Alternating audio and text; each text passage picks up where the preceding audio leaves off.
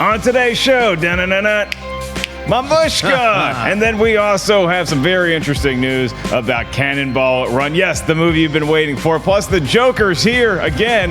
But where's the Batman movie? Talk starts right now. See, that's why the snaps all make sense. Will Hammer be back for this animated Addams Family? We don't know. That is Kristian Harloff. That is Jon Schnepp. My name is merely Mark Ellis. This is the last episode of Movie Talk I will be on for this week. I head to New York City tonight. However, we have a great show today. A lot of breaking news. We have a brand new Spider-Verse to get to. We'll get to that. First of all, let's talk about the Joker. And we have a bunch of Joker universes apparently to talk about because Jared Leto is now getting his own spin-off Joker movie. And if you get excited about that, let me talk to you, because the Joker movie is going to happen with Jared Leto in all likelihood. However, there's a lot of other movies that have to come out before we get to the standalone Joker movie, because Suicide 2 is rumored to be in production already. So if that's in pre-production, they start shooting that movie. Jared Leto is going to factor into that. The success of that movie may be what the success of the Jared Leto Joker movie actually is relying on, because if Suicide Squad 2 doesn't do well, then you may not have a standalone Jared Leto movie. So there's two kinds of things to get excited about when it comes to DC movies.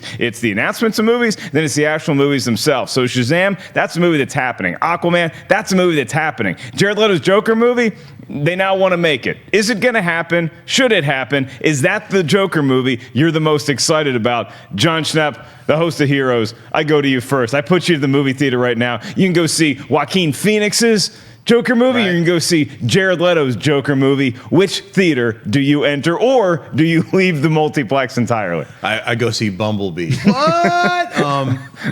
We were joking earlier. It's like there's two Jokers in a deck of cards, and it's very weird news. But outside of just having to decide, which Joker movie I'm going to see, this made me actually think about a little rumor I heard about yesterday that Matt Reeves and Ben Affleck are both going to get up on stage at on Hall H at San Diego Comic-Con to announce the Batman movie. And that makes sense with this announcement of a Joker film, because it would only make sense to have a Batman film that happens in the DC universe as well as a Joker film, to see some kind of crossover. If somehow maybe they made up with Batfleck and that's going to happen. But that's all conjecture.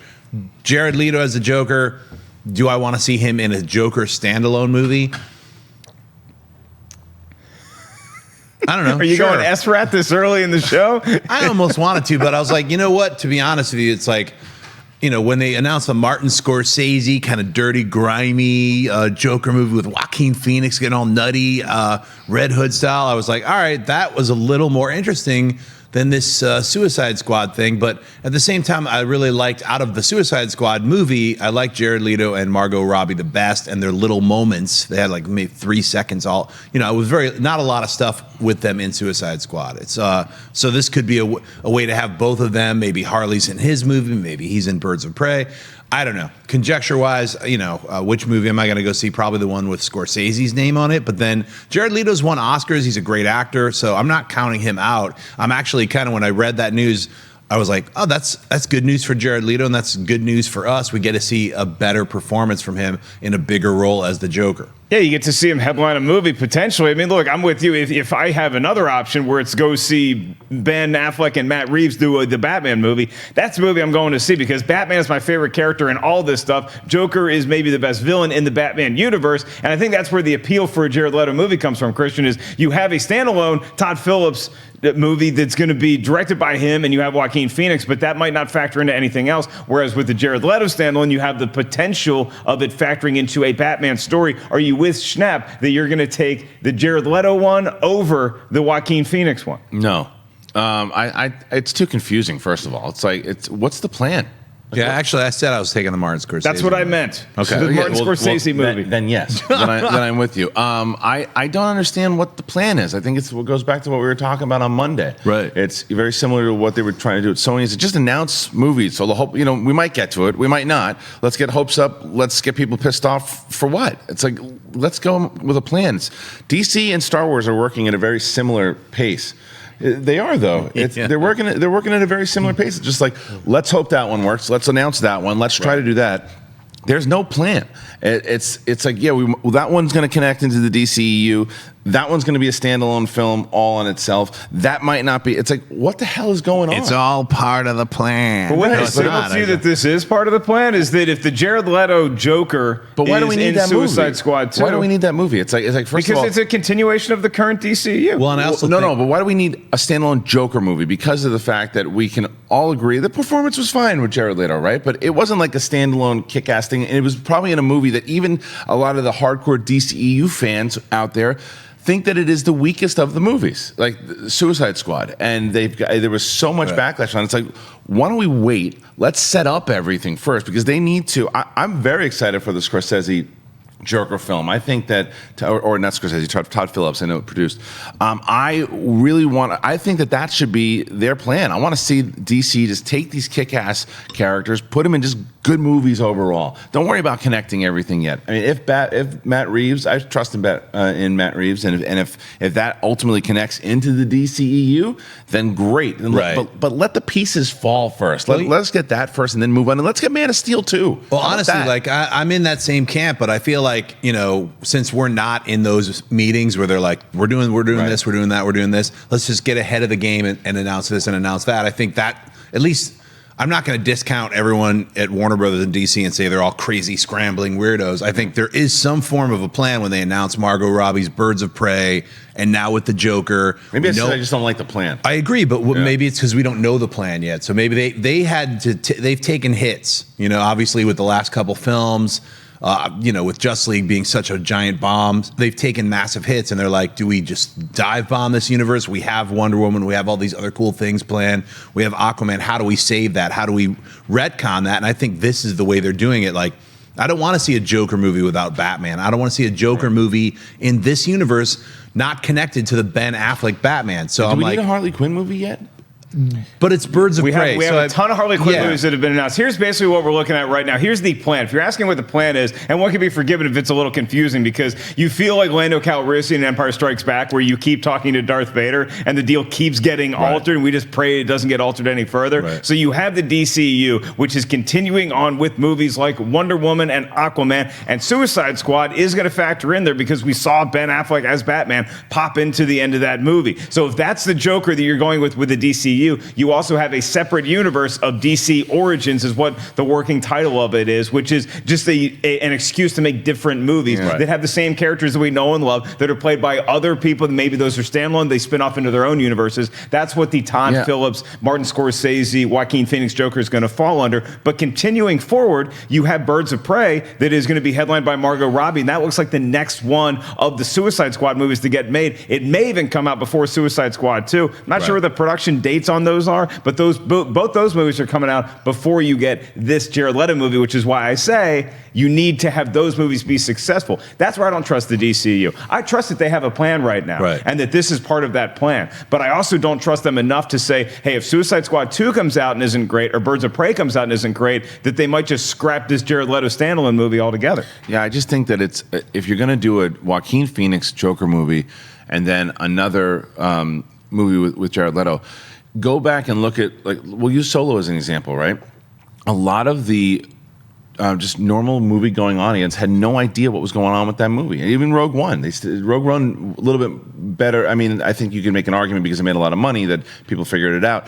But with Solo, people still didn't know kind of what was going on. The hardcore fan kind of did, and whether or not they wouldn't see it, that's up to them. But this could be very confusing for just the general audience. Sure. It's just like, oh, the Joaquin Phoenix. And then they watch the Joaquin Phoenix one. Well, does that correlates with the Ben Affleck thing? No, that has nothing to do with it. Wait, right. The Scorsese one, I guarantee you, isn't going to be called The Joker. They'll probably call it The Killing Joke. If anything, it's going to have a different title. This one will be called The Joker, and this one will, if the DC universe is going to move forward, it has to have whoever's playing Batman, whenever they figure that out, he has to be in this. But to Kristian's point, I mean, I totally agree with that, is that it is confusing for the mainstream audience. Regardless of what you call the movie, it's not like what we're about to talk about with Spider-Man is very easy for an audience to separate, because one's animated and one is live action. Here, you have two live action Jokers. Whatever the name of the movie is, it's going to be the Joker on the movie poster. You're walking out of Adrift, and you see two different Jokers. You're like, what the hell am I being marketed right now? Well, the other thing, too, is the fact that it's different when you get Armageddon versus Deep Impact, because there's two different studios, right? This is the same studios, the same property. It's like, And Jungle Book, another example. Right. 2 different studios, still confusing. People Right. are just like, wait, is that connected to the Favreau thing? No, it has nothing to do with it. But this is the same property kind of ultimately competing, depending on how much before it comes out. Like, is there one coming out 6 months? It's got to be time. A year? There's got to be so much time between them. And also, I mean, I look at it like, look, there's Flash on television. They're going to make a Flash movie. There's Superman, animated shows. I mean, the audience is smart enough to know it's like, oh, this is a different version of the Joker. I'm sure, I don't care if like the rest of the planet doesn't get it, but I'm guessing that they're going to because the character's so big, but they're not going to put them out head to head. I agree but there has to be at least some space there. I think it's I would applaud them to make these like weird one-offs with like different directors, different producers, different writers to try different things with Same their character. characters. You're cool with that? I'm cool with that. I would cool like to with see that. that, but I'd like to see their actual universe work first. Well, no, I mean, that's a big problem. I like the separate movies. Like, let me make it clear. I think that should be the strategy for DC in general. I think that they have such great property and such great villains and such great heroes overall that I don't think they need to do a shared universe. I don't think it's necessary. I think the fans are the hardcore fans will support it. I think that you make the movies the quality enough, people will come out and support it. But that's not my gripe. Isn't that my gripe? Is that here's a Joker movie in our standalone kind of not connected thing. Then here's a Joker movie with everything that does connect. That's going to be confusing. So having their cake and eating it. But you think that's less confusing than just making a bunch of random movies? Like, I do, because I think because the one thing is if you make like, very similar to say like Venom. Right? We don't know if Venom connects into Spider-Man. There's going to be tons of people out there that think that it does, but it doesn't really you're not putting Venom in the next Spider-Man movie not played by Tom Hardy or somebody else. You see what I mean? It's like, so if you started putting another Venom in there and then released a Venom movie from the same studio, it's confusing. It's like, wait, does that connect? Is it? No, it doesn't. If it makes money, who the hell cares? I just think that could hurt money because people won't know what the hell is going on. I think DC is going for the long play because Marvel's already they've established, look at all our 20, 21, 22 movies all in this same universe, and DC's a little bit fractured. But when you look at the way the rest of these kinds of worlds work, they're sort of like, as everything starts to meld together into one giant like streaming platform, it's like, here's our animated Batmans. Look how many different animated Batmans there are that you could choose from. Here's our live action Batmans. There's a Gotham TV show. There's a Joker standalone with Joaquin Phoenix. There's the Joker connected DC shared universe. As long as they stay on this, I mean, because as a comic book reader, I'm used to different writers and artists drawing the Joker, drawing Batman, different story arcs. I'm totally cool with that. In fact, I love it when a writer and artist stay on and are killing it for like Scott Snyder and Greg Capullo is a great example. It's like they did an incredible run and they're not on the book anymore. So, I mean, I feel like, hey, you could always go back and revisit that, and that's what all these movies are going to become. But I think that's my ultimate point is that you're talking about a guy who's so locked into comics, knows things so well that he knows when a certain issue comes out or when something else, if it's not connected, right? Mm-hmm. Comic books confuse the hell out of me sometimes. I don't know what locks in, what doesn't. There are so many great ones out there, but like as just a casual person who wants to read one, I have to go to you. I got to say to you, how does this fit in? Doesn't fit in at all. Oh, okay. Then I know. There's going to be a lot of questions that are there travel size Jon Schnepp? Right, that's what I'm saying. Right, that we can market and sell that kind of give you the skinny. But also the fact that he's talking like, like when you mention something like Flash to TV show as opposed to Flash in the movies, that's fine because there's two different mediums. You shouldn't. I mean, and I still had it kind of when it was first announced. I wish they would have connected it all, but it ultimately doesn't really mean anything. You watch the TV show, you connect there, and then you watch on films and you can connect there. It's when it's in the same medium, like. Let's use the television as like if they put out another Flash show, the same network with a new Flash, a different character, you'd be like, well, wait a minute, does this connect into the Barry Allen thing that's happening now too, or what's right? It'd be like, no, these are the 4 years in front of like Flashpoint, where everything's different. You would know. You would know, and then I would have to watch it. But what I'm saying is like after all, like 10 years from now, when all this stuff is on some DC Universe streaming platform, it'll be a lot easier for everyone. Yeah, I agree with that. Yeah, I mean, I think ultimately it comes down to me as a fan. Like, I would see 10 Joker movies if they look cool. Like the Joaquin Phoenix one sounds interesting. The Jared Leto one sounds interesting. I like that he's like a gangster in the Suicide Squad movie, so I would be into that standalone movie. But if I'm like the head of WB, I don't know that I'm making those calls. I'm going to go see the Jeremy Jahns Joker movie. That's the one I'm going to go see. We may have a special appearance from Jeremy Jahns at some point later on in the show. Not live in studio, but stay tuned, everybody. In the meantime, we go to a universe that seems a little more streamlined, or at least a little more palpable, and that is Spider-Man. Hey, there's a different Spider-Man, but this one's animated, so we can clearly tell the difference. This one is also an name Miles Morales. We got a surprise trailer this morning for Spider-Man Into the Spider-Verse, and this one does follow the storyline of Miles Morales. The movie comes out December 14th of this year. Just in time for Christmas. We get this in the middle of the summer. You have Shameik Moore is doing the lead voice. We also have Liev Schreiber in there, Mahershala Ali. Jake Johnson is playing the other version of Spider-Man. It's kind of coaching him along. I saw this trailer, did not know what to expect other than it's animated and that Phil Lord and Chris Miller are producing it. I loved watching this trailer. I am so locked into this, and I think that if general audiences see this trailer, this movie is going to do a lot more at the box office than maybe we had surmised before this morning. Kristian, you got a chance to check it out on your way in. What do you think? I loved it. I absolutely loved it. And I'm with you. I didn't really know enough about it. I knew Lord and Miller were going to be involved with it somehow. I knew it was going to be the story of Miles Morales. But again, going back to what we were just talking about, I know enough about him. I don't know like all the details, but just watching this thing, and I whispered to Schnepp right before I got snapped in the head. There's too much talking on this show. When the mics go hot, there's like a 5-second thing. They weren't hot mics yet. Go hot, and then you either hear talking or you hear. Well, I wasn't doing that. What I was saying, I turned to Schnepp and I said, you know what? I don't really remember a version of Spider-Man that we've seen where he's the adult Spider-Man. Right. All the ones that we've seen so far theatrically have been the kid. I mean, even though Tobey Maguire was 87 playing, but he was still pretending he was younger. It's an 87. Sorry, 86. He wasn't like Luke Perry playing Dylan. It's early 80s. But anyway, but the point is, this is cool to see this version of Spider-Man kind of training this kid and learning, kind of figuring it out. It's a new way to kind of spin it off because I've seen Spider-Man so many times now, even the Tom Holland one, which I love.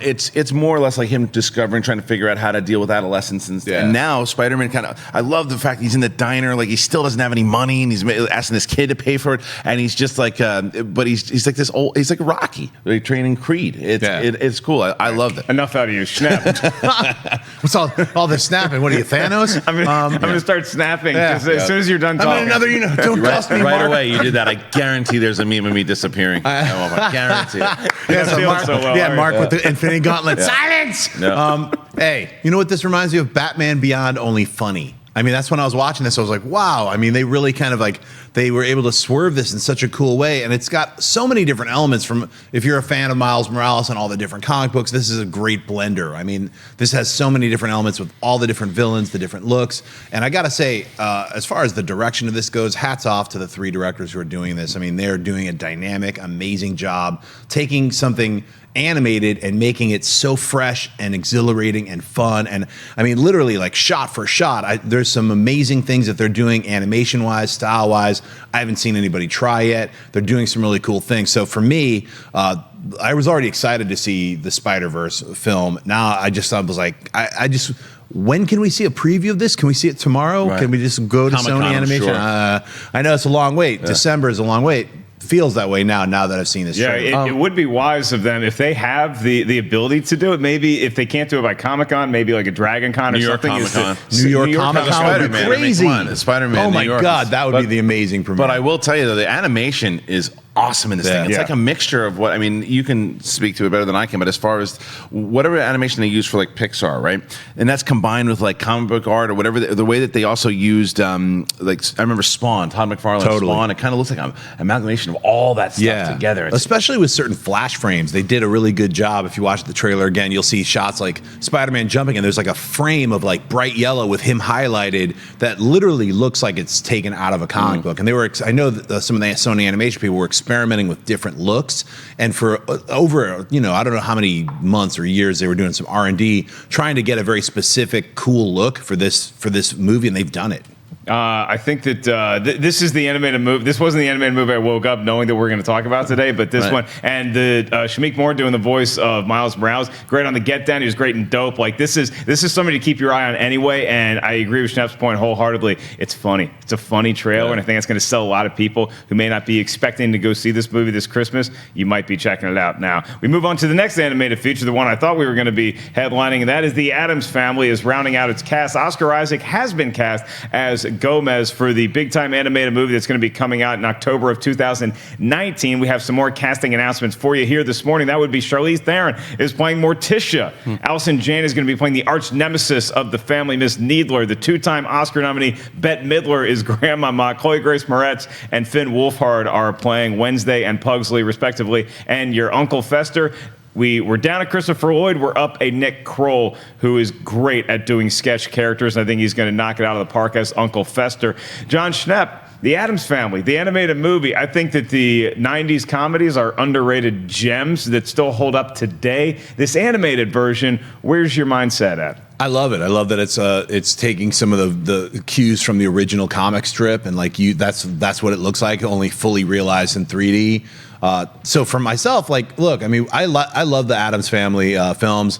I just remember listening to Addams Family. They do what they want to do, say what they want to say. So that song really bothered me because it's too legit to quit. Weirdly atonal, just but outside of that, and then it gets stuck in your head. You can't stop singing it. It's like angry at MC Hammer.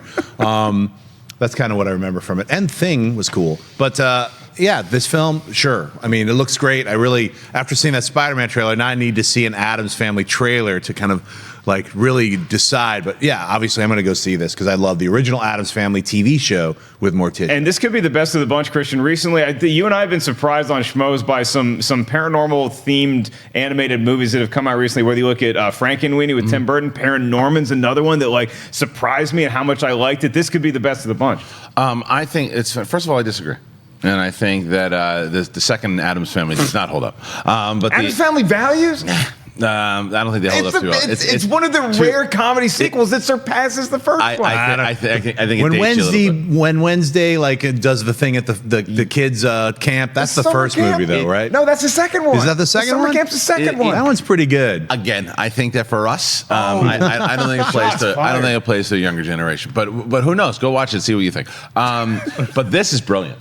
This is brilliant. This is a way that you do it. This is the way, instead of trying to do it again live action, you get this cast of characters and you bring it this style of animation. I think it's fantastic. I think it's ripe. I can't wait to see this move. This whole thing it's very smart. I think you can build a whole franchise out of this movie, continually, and very similar to what Hotel Transylvania did, right? Hotel Transylvania started out with a movie, that property that people did not know, we're not familiar with, and now we're 3 movies in or whatever it is. This movie could do 3, 4, 5 movies depending on how they do it and how it delivers the first out the gate.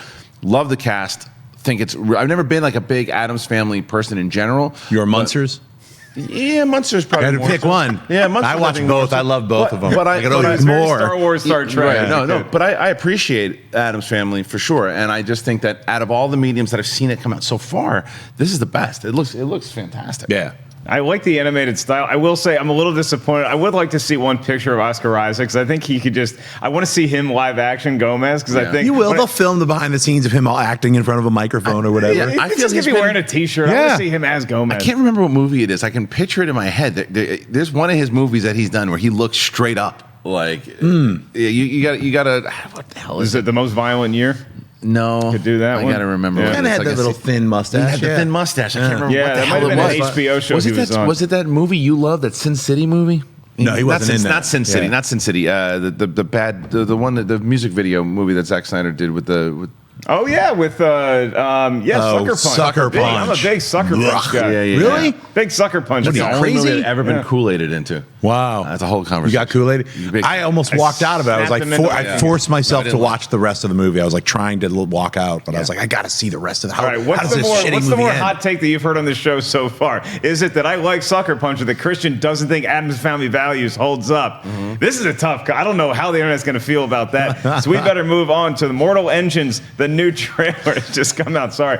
With Peter Jackson is behind this movie. He's not directing this movie. It's actually going to be somebody who helped him with the Hobbit and Lord of the Rings trilogy. It is making their directorial debut, and that would be Philip Reeve is the guy who actually wrote the book, and so the director is Christian Rivers. It's, I believe, his directorial debut, at least, on a movie of this scale. The movie comes out, oddly enough, against the Into the Spider-Verse movie on December 14th. And with a movie like this, Schnepp, we saw a trailer, like a teaser a little while ago, where we just saw these 2 roving cities, and that's kind of the premise, is that in the future, you have these giant cities that are constantly roving. They're constantly roving and scavenging and taking over smaller cities. London might be the biggest of the bunch. So when you have these smaller cities around that London is just absorbing, somebody's up to no good in London, and we got to stop him. Harkens back to characters past. Characters from different worlds are going to have to unite to take it down. I really like this trailer.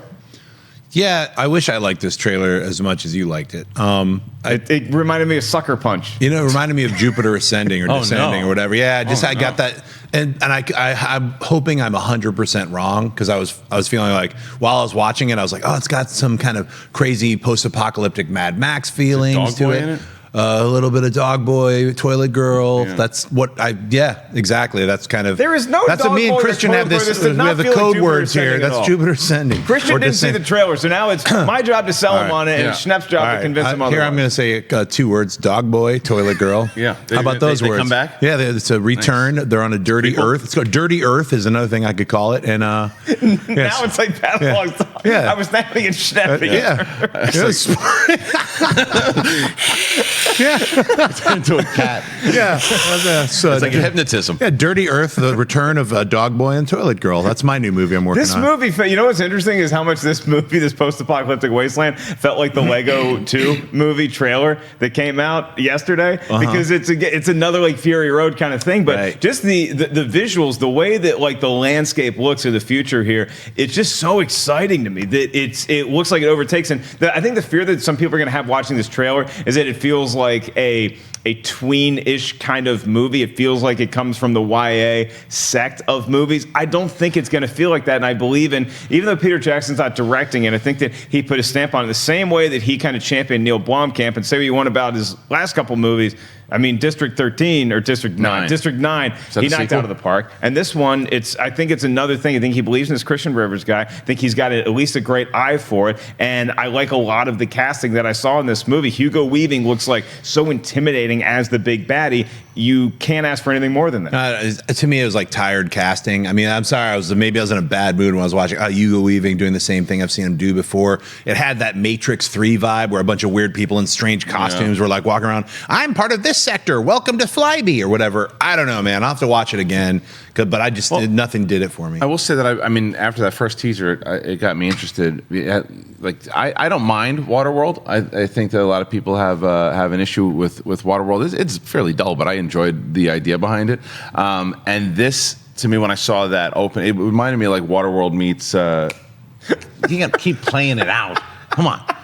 I just have this vision of Kristian going on the road talking about Waterworld. Like he just does Waterworld. That's it. It's a Waterworld for an hour. Like, I tell you why Waterworld's good. Look, that's why I was late today. What am I drinking? My own piss. I'm drinking my own piss like Kevin Costner. Delicious. Right. I don't have a big problem with Waterworld either. But this trailer, I do get nervous when I hear things around like it's trying to market again with that Mortal Instruments type thing, or the name doesn't help it. No, the name doesn't help. No, and then you get like whatever the Maze Runner, which movies were fine, but still it's just it's limiting in your audience, because it's just like, oh, I don't want to see that movie. It's just a bunch of kids kind of running around doing things. It's not as intense, because there's a difference when you have very involved storylines revolving kids like Harry Potter. I mean, you can really make that work and make it relate to everyone. I have not seen this trailer, so I might have a very different take once I see it. The Maze Runner thing you hit on is apropos. That's a good. It feels like Maze Runner. In a way, and that's kind of why I brought up like the YA thing. But I think that when you see this trailer, as everybody out there is going to know, they are not shy about letting you know that Peter Jackson is the guy behind the. That's what they're hoping on. Engine behind this, they're hoping on it. This is what you lead. The movie cost, as of right now, its reported budget's around $100 million, which the movie looks like it costs a lot more than that. But you know what? The thing is, though, too, and this might be blasphemous, and I apologize to everyone and for all the tweets I'm about to get. Peter Jackson is another person to me. I love Peter Jackson, and I love Lord of the Rings. The first 3 movies, I think, are the greatest movies, some of the greatest movies to ever be put on cinema. Hobbit movies were okay. Right. They're fine.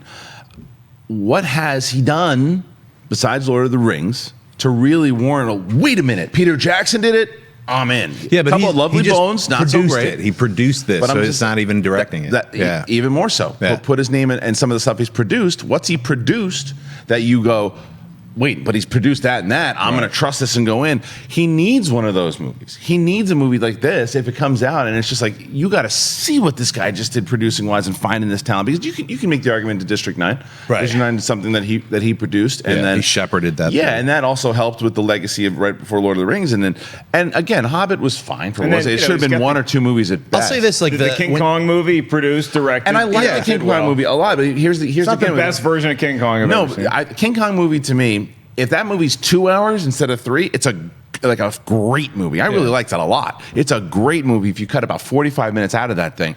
And it's just decision making. So the question is, what's the decision making going to be with this? Like, it could be amazing, and it could be Peter Jackson. Like, well, shut up, idiot! Look at what he just did with his producing here. He found this talent here, and this is one of the best underseen movies that you. When you see the trailer, the effects look great. The rest of it, like when you said Maze Runner, I was like, well, Maze Runner had a great DP. The cinematography in Maze Runner is phenomenal. I mean, the movie, not so much, but like it looks great. This has a flat television look to it. Every time they cut away to the characters, it feels like I'm watching a TV show, and then it cuts to graphics and all the cool, I'm on a giant, oh, look, we're on London. Yeah. The effects look fantastic and big budget. The rest of it kind of has a flat look to me. Yeah, you know what's funny too, as I as I think about the comments I made with Peter Jackson as far as the producing goes, right? I think someone like Jon Favreau has more of a resume to say, like, he deserves that kind of praise more so than Peter Jackson. That's a good back and forth. Here's the reason why. Producer standpoint and directing, because here's the thing: you can make the argument with Jon Favreau what he did with Iron Man, and without that movie, it doesn't kickstart the MCU at all. It doesn't work. He was the one that fought for Robert Downey Jr. Right? Then you get something like The Jungle Book, to which he took a movie, and basically people are arguing whether or not it's live action or an animated film, because it's that mesmerizing, right? And then you get something he's going to do with Lion King. Now he's going to be doing a TV series, and he's produced a lot of other things for Star Wars. He's done voices, he's done all these things. He's produced so many different things that when you hear Favreau, you give him respect, but he doesn't have like this kind of godlike aura that Peter Jackson or like Del Toro have, right? Right. Well, because he came up as an actor. I mean, he was Swingers, but he's also a writer. So he's a writer-actor versus there's also other people that are helping shepherd the MCU, and I know how instrumental Jon Favreau was in getting Robert Downey Jr. gets the most credit for it. And I think rightfully so. I think with Jon Favreau, he made Cowboys and Aliens after Iron Man, and that one is kind of fizzled Iron Man out. 2, the real question here is, let's go back before their big break. So before Peter Jackson did Lord of the Rings and before Jon Favreau did Iron Man, is Heavenly Creatures and the Frighteners a better 1-2 punch than Maid and Elf? And I'm going back even. I'm going even back earlier with Dead Alive. I mean, like Peter Jackson, like his gore and his violence and his horror films are bar none. It's right up there with Sam Raimi. It's tough. Just look at Favreau's producing credits, and you'd be surprised at I'm just saying, overall body of work. It's just interesting sometimes that other people get, because Lord of the Rings is Lord of the Rings. Yeah, and he was able to get Tolkien stuff, and what he did, and you shouldn't take anything away from the fact that he had to battle against that idiot Harvey Weinstein and do all this stuff to really make it. They wanted to make it one movie. Yes. He, like I said, he deserves the credit. I'm just saying, sometimes Favreau's never in that conversation. Like, take away the Star Wars show in general, right? Like, just the stuff that he's done. Iron Man 2 is a different conversation. Cowboys and Aliens, I'll give to you, but Iron Man 2, they were just like, you got to make it now. You got to make it now. Whatever you do, make it now. And he was rushed into it. Cowboys and Aliens is on him. Yeah, Peter Jackson's had more creative control over what he's wanted to do with his universes. Kristian Harloff took a bold take today, Jon Schnepp, and the internet is not setting him on fire for that. Yay. The Addams Family Values comment.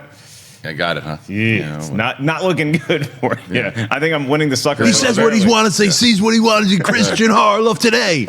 All right, well, we may be doing a race across country, and if so, who do you got, me, Harloff, or Schnepp? That's Cannonball Run. That's the premise of Cannonball Run. We may be getting a new Cannonball Run, too, directed by Doug Liman this time. This project has been bandied about for a while. Sean Levy from the Night Museum was in the mix to do it, and a number of other people and writers have been involved and rumored to be doing somewhat circumstantially. They're helping write or rewrite or now coming in to direct Cannonball Run, but it does appear that Doug Liman has locked the deal to be the director for the Cannonball Run reboot. The movie follows an illegal race across country. Whoever gets across the country first wins. It's a classic movie with a great cast, and the sequel, not so much. So if the sequel was bad in the 80s, is there any chance we could reboot this movie for a new generation? I say yes. Hell yes. You get a great cast involved in this. You get a lot of fun players. I think Doug Liman would be a good guy to not only direct those scenes, but also the action, the racing sequences in Cannonball Run. This could be a whole lot of fun. And I don't think Cannonball Run is such a holy movie that you cannot take it and remake it for a new generation. I think a new generation would love to see Cannonball Run. Kristian Harloff? I do, but what I would say is you've got to go rated R with this thing. Oh, yeah. You've got to go rated R with this movie. And with Liman doing it as a rated R, I would feel even better. The thing is that the 80s, for better or for worse, were allowed to get away with a lot of stuff inside of their movies in general. The things that happen in all of the movies, in rated R films, and certain things you could say and certain things that you could show and certain things that you can do that people are a little bit more hesitant to do these days. Now, I don't necessarily think that they should do that in this movie, but rated R would also say go a little edgy. I mean, even just seeing Dom DeLuise dressed all up in that, you could see someone dressed up like that, whether it's a Jack Black or whether it's a Jonah Hill or whoever, Josh Gad, whoever, Josh Gad, whoever it is, maybe someone else completely different, And there are so many different people out there now that it's ripe for a remake. I think this is a perfect remake because I bet you there are a lot of fans out there that have never seen this movie or never even heard of this movie. I think people have heard of the movie, and that's it. I think Cannonball Run is something that exists in the zeitgeist more so than the actual association with what the movie is about. It's a great premise. I don't think it needs to be rated R. I would agree with Kristian. If it was rated R, I'd be maybe a little more titillated to hear that, but PG-13, I'd be fine with this too. I think this movie is ready to go again. What say you? I'm a little bit older than everybody, so I grew up watching Smokey and the Bandit and Cannonball Run, and a lot of Burt Reynolds classics. I'm wondering who they're going to get to play that Burt Reynolds. I was thinking, wow, Channing Tatum with a mustache.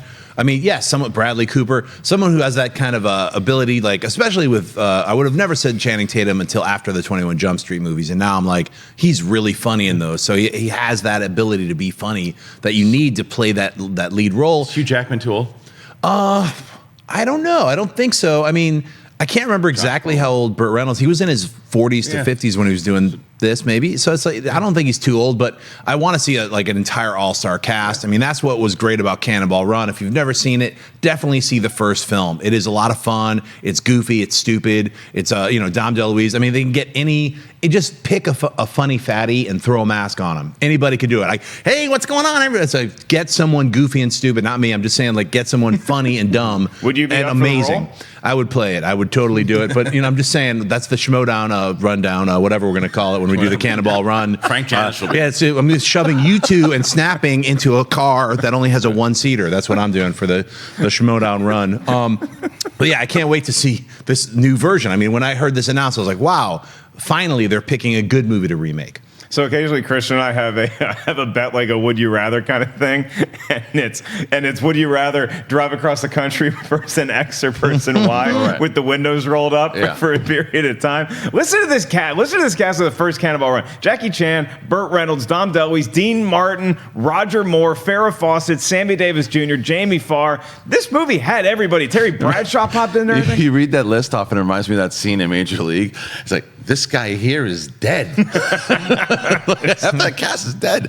Half that cast is dead, so we'll have to cast some new people for the remake. The original movie, oddly enough, rated PG, but like Kristian said, you can get away with a lot more with the PG rating back then than you can now. Right. If you don't believe me, go see the 1987 movie Monster Squad. You are welcome. First 10 minutes of that movie, holy crap. We move on to the Suspiria trailer. It came out a couple of days ago. This is the first chance we've had to talk about it. So the Suspiria trailer, ooh, boy, this looks like all tinges of like, it's like a weird horror trailer that I'm excited about because it's a remake of a classic horror movie-ish. It looks like Black Swan and a little bit of Mother tossed in there. Is this going to be like a straight-up horror movie, you think, Schnepp, or is this going to be like one of those psychological thrillers where you're never really sure what you're seeing? Dude, this is a straight-up horror movie, and I am beyond excited. And that's to say nothing or take anything away from the master, Dario Argento. This movie, when I first heard about them remaking Suspiria, it'd be like you hearing somebody remaking Star Wars. Yeah. you'd be pissed and be like, then we don't know what's happening, but it's a different studio. We don't know what's going on, but they're just totally remaking Star Wars. At least to me, I was like, this is one of my favorite horror films. This is right up there with The Thing. It's a masterpiece. So for somebody to mess with it, I was like, yeah, you don't need to ever remake it. In fact, there's a brand new edition of Suspiria on Blu-ray.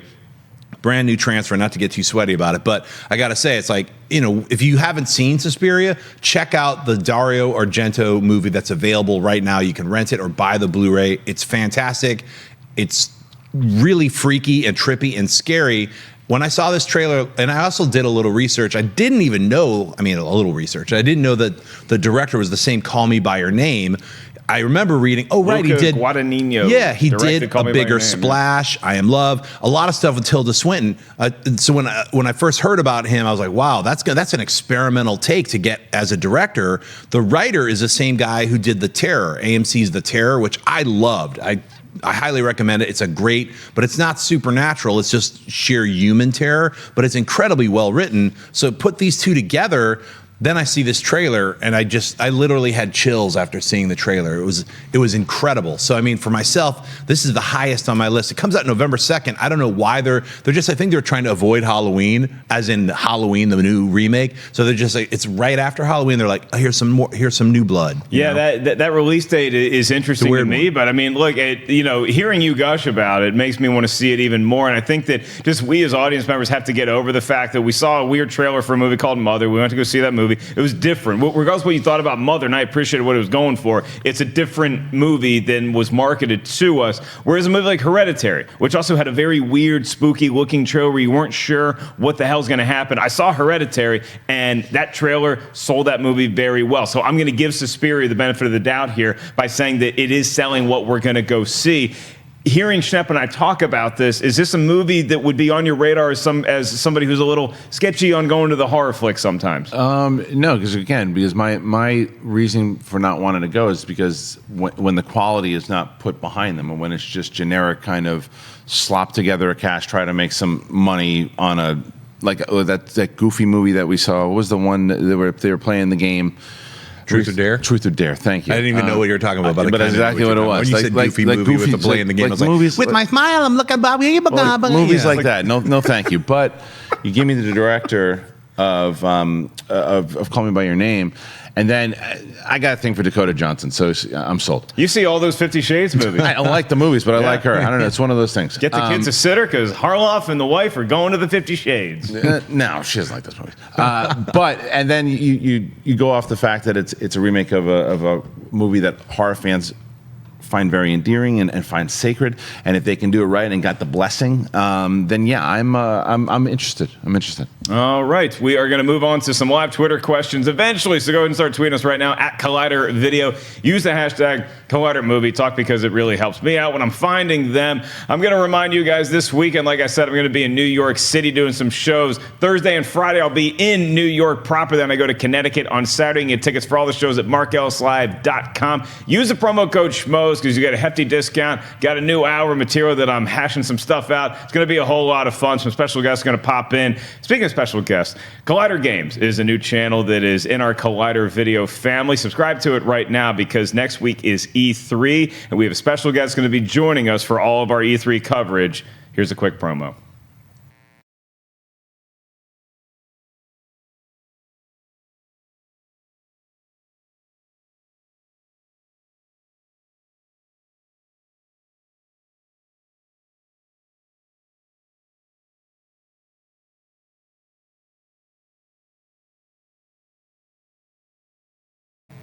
Heroes. That's right. Jeremy Johnson is going to be on hand for E3. He's going to be hanging out around the Collider Video studios, in and out next week, covering all the latest games, events, the news coverage. So make sure you are right here at Collider Video, and subscribe to Collider Games for all of the latest going on at E3. That's one convention that's happening in Southern California. Another convention that's happening close-ish to Southern California. Well, it's within driving distance. We're all piling into a van, probably driven by a cobster, and going to Las Vegas. That is Amazing Las Vegas Comic-Con. That is at the end of June. You're going to see some great panels, some celebrity interviews. Collider is the exclusive media partner of Amazing Las Vegas Comic-Con, which gives us a nice little pep in our step when we're walking around with our top hats, our canes, our monocles in Las Vegas. You're going to be on hand, Jon Schnepp, for a Collider Heroes panel. Yeah, we're going to have a booth there. So definitely we're going to do a lot of meet and greets after every panel. Come back to the booth and just you can hang out, for a limited amount of time, at least 4 hours. So yeah, definitely it's going to be a lot of fun. You'll see Collider banners everywhere. So definitely, that's all I can really say about it is like come up, play craps with me, roulette. I'll take your money and turn it into gold or spend it all and you leave broke. I don't know what's going to happen. But watch me turn your money into crypto. It's just now it's out there in the ether. I'm going to earn some blockchains playing blackjack in Las Vegas. That's stuff to get excited about in the future. But in the meantime, later on today, we have an all-new episode of Heroes, and it's a crossover episode. That's right. I thought about it. I was like, Perry and Riley are here. I was like, Clark's over at Fandom. What if we did like some kind of a reunion show of nightmares? What? So, yeah, it was perfect timing with Suspiria, Halloween. You got Spawn. You got all these things dropping. A Joker movie. He's kind of scary. So it's like, yeah, what's going on with horror, heroes, body horror, violence, monsters, all kinds of horror. So it's like body horror? Body horror. Oh, yeah. dear. That's a subgenre. It's convention. I think. Yeah. Body odor. Yeah. Body horror convention. It's a convention. That's right. It's a body brand new odor. thing. Follow several sweaties. It's called body horror. Yeah. It's a brand new kind of body horror. Anyway, nightmares, heroes, team up, crossover, reunion, whatever you want to call it. It's happening later this afternoon. I also want to remind everybody I'm taking off for Columbus, Ohio tomorrow for the Wizard World Convention. And then I'll also be, so that's this weekend. And then what is it, June 28th, 29th, 30th, and July 1st. Man, that's 3 days. Yeah, so that'll be Las Vegas. It's going to be crazy. So yeah, I was going to say wrap it up soon because we got about 2 more minutes and then we got to feed Twitter the questions. Harloff. See, Kristian's kind of like the opposite of a gremlin, where if you feed him, he actually becomes normal. And if you don't feed him, then that's when he starts shooting stuff out of his back and you get him wet and expose him to sunlight. It's not good news. That's when the squirrels take over. So, Kristian, I will throw it to you for the Schmodown. We had the Star Wars episode dropped yesterday. We did a live Schmodown this past weekend. Yeah. Star Wars episode dropped. The Shire Wolves versus Team Action. That episode's going to drop on Friday. I think in the world of Star Wars, this has been the least divisive of recent Star Wars things that have come out. Well, yeah, you guys should test yourselves if you think and even if you don't know, check it out. It's on the channel right now. You had Scrimshaw versus Knapsack versus Damon. It was a battle. It was a triple threat match. Go ahead and check it out. It's on the channel right now. And then on Friday, you're not going to want to miss Action versus Shire Wolves. I promise. All right. Well, we're going to do one quick question from Average Jedi on Twitter.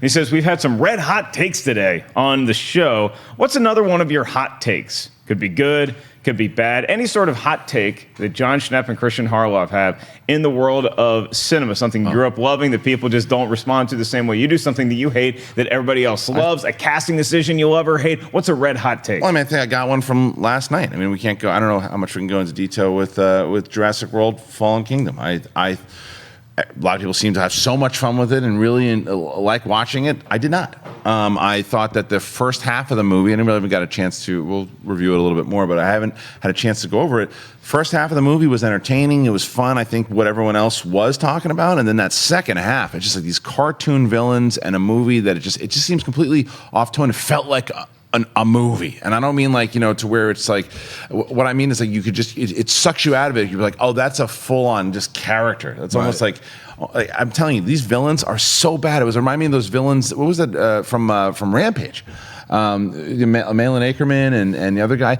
It was like, it was so bad, and then not the movie itself. The movie was fine. It just wasn't that. I ran into Mance. He's like, "Did you love it? Did you love it?" Right. I liked it, and I go, "I didn't like it." He's like, really. A lot of people seem to really enjoy this movie, so I'm not one of those people. That's all right. Red hot take from Kristian. My semi-hot take is, it's a peeve of mine, is like when you come out of a movie and there's all these other people, especially if you go to one of those early screenings with critics, all these people come, what'd you think? I loved it. And like, if you weren't like, I'm over the moon, and you're just like, it was all right. And they're like, what the hell? What's wrong with you? Yeah, I got that a couple times yesterday. Yeah, so I try to like, I don't want to buzz anybody's high or anything. I've done that with Indiana Jones when I walked out with the Crystal Skull and I was going to pretend I liked it to a friend because I was like, there's no way he liked it. He was like, it was so great, right? And he was like, I know. And I was like, what are you kidding? What are you insane? It was horrible. Dude, you get that on yesterday. I just posted a small little thing, just like, I'm okay if I never see Jurassic world anymore after this. Right. And I said, not for me. I saw that. And some guy writes back. He goes, oh, you have it in for the Jurassic franchise. I'm like, I gave the last one a good review. Like, see, you're trying to sink that ship. And then, you mean from the last review? But the same douche on a level host says, he goes, hey, if it was Star Wars, you would have given it a good review, right? I was like, did you not see my Solo stuff? There's a lot Apparently, of those people. I hate Star Wars too. It's just like, shut up. Is it douche on a what? A nozzle hose, or whatever that was. It's gone now. Oh, Upgrade. That's my hot take. Upgrade. Go see that this weekend. Drop as many dollars as you need to wherever you live wherever you live, however much it costs. Go see that movie immediately. That is one of the most fantastic sci-fi action films I've seen all year. It's probably it's in my top 10 now of like all-time science fiction. Of all-time sci-fi movies, Upgrade is. Yeah. Wow, that is indeed. I mean, I know people are liking Upgrade. That's a hot take. I'm gonna try to see Upgrade later on today. If I have one like a hot take, what you don't already know about me? Like, yeah, everybody knows I love 13 Hours. I think it's one of the best war movies I've seen in the last 2 decades. I'm gonna say that Saving Silverman is one of the best comedies of the 2000s. One of the funniest movies. One of the most rewatchable comedies. If you haven't seen Saving Silverman or you never heard of it, watch it. It is hysterical. You get Jack Black, Steve Zahn. There's such a great comedic duo. Jason Biggs playing the straight man. Who? Amanda Detmer. Who's that's right, your buddy. Yeah. And Amanda Peet is in there too. Neil Diamond shows up. It is a great, great comedy. Check it out. And as we leave here today, I will remind you guys that Friday we're doing something a little different. Kristian brought up Scott Mantz, and we're going to have our first episode of Review Talk. That's going to be premiering during the Movie Talk slot. So on Friday, when you're tuning in to watch Movie Talk, you're going to see Scott Mantz and a host, a cavalcade, if you will, of popular movie critics in the area. Maybe some people from Collider, some people he's bringing in. Scott Mantz is in charge. He's the Captain Kirk of the USS Enterprise. It is Review Talk. That's going to be dropping at 9 a.m. PST on Friday. Movie Review Talk.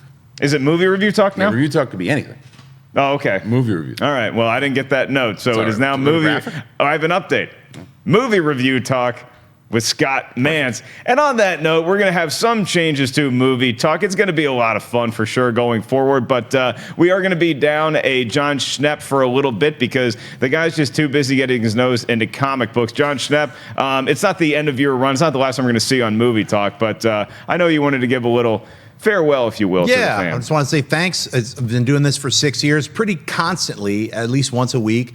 And it's been a lot of fun, but I'm going to keep doing Heroes, so I'm not leaving Collider in any way, shape, or form. I'm doing another new show as well, but I just wanted to concentrate more on science fiction, horror, fantasy, and comic books, that entire field. And I felt like that now's the right time, to not move on, but move diagonally, if you will. So definitely stay tuned to Heroes. If you want to get sweaty with me, that's where I'll be. And occasionally I'll drop into Movie Talk once in a bit, but it's been awesome being on the show. It's been awesome being with Mark and Kristian. I've always had fun doing the show with you guys, so I look forward to doing it again. Maybe we do this once a month or something. So. All right, Kristian Harloff?